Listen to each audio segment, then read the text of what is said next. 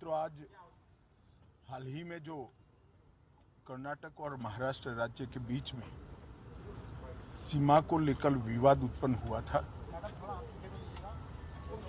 इस विवाद की समाप्ति और इसके संविधान सम्मत मार्ग के लिए मैंने महाराष्ट्र के मुख्यमंत्री, उप मुख्यमंत्री और कर्नाटक के मुख्यमंत्री, गृहमंत्री और वरिष्ठ साथियों को आज यहाँ पर बुलाया था। दोनों पक्षों के साथ भारत सरकार के गृह विभाग के ऑफिसर की उपस्थिति में बहुत अच्छे माहौल में बात हुई है। दोनों मुख्यमंत्रियों ने सकारात्मक अप्रोच रखा है और कुल मिलाकर इस बात पर सहमति हुई है कि डिस्प्यूट के रास्ते और डिस्प्यूट का समाधान लोकतंत्र के अंदर रोड पर नहीं हो सकता, संविधान सम्मत मार्ग से हो सकता है। तो अतः कुछ फैसले हुए हैं जो मैं आपको बताना चाहता हूं। सबसे पहले, जब तक सुप्रीम कोर्ट का इस बारे में निर्णय नहीं आता, कोई भी राज्य इसके बारे में एक दूसरे राज्य पर क्लेम या तो डिमांड जनरेट नहीं करेगा। दूसरा, दोनों राज्यों के मिलाकर दोनों ओर से 6 मंत्री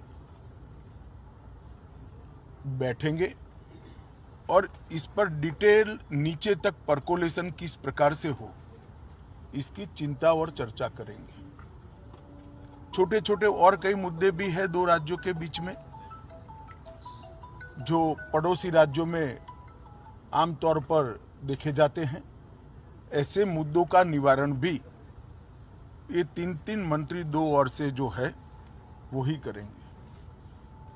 दोनों राज्यों में कानून और व्यवस्था की परिस्थिति ठीक रहे, अन्य भाषाभाषी आबादी को या तो यात्रियों को या व्यापारियों को किसी भी प्रकार की परेशानी न झेलनी पड़े, इसके लिए एक सीनियर आईपीएस अफसर की अध्यक्षता में दोनों राज्य कमेटी बनाने के लिए सहमत हुए हैं, जो कानून और व्यवस्था को संविधान के हिसाब से ठीक रखने में प्रयास करेंगे।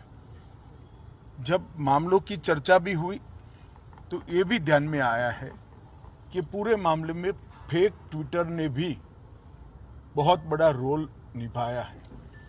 कुछ फेक ट्विटर्स सर्वोच्च नेताओं के नाम से जनरेट किए गए और इसको फैला दिए गए हैं। और ये मामला बहुत गंभीर इसलिए है कि इस प्रकार के ट्विटर से दोनों ओर की जनता की भावनाएं उद्वेलित होती है और घटनाएं जन्म लेती हैं।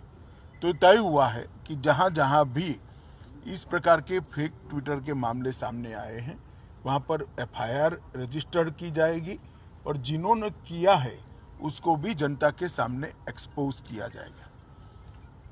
तो एक बहुत अच्छा, एक प्रकार से सर्वसम्मत निर्णय आज की बैठक में हुआ है।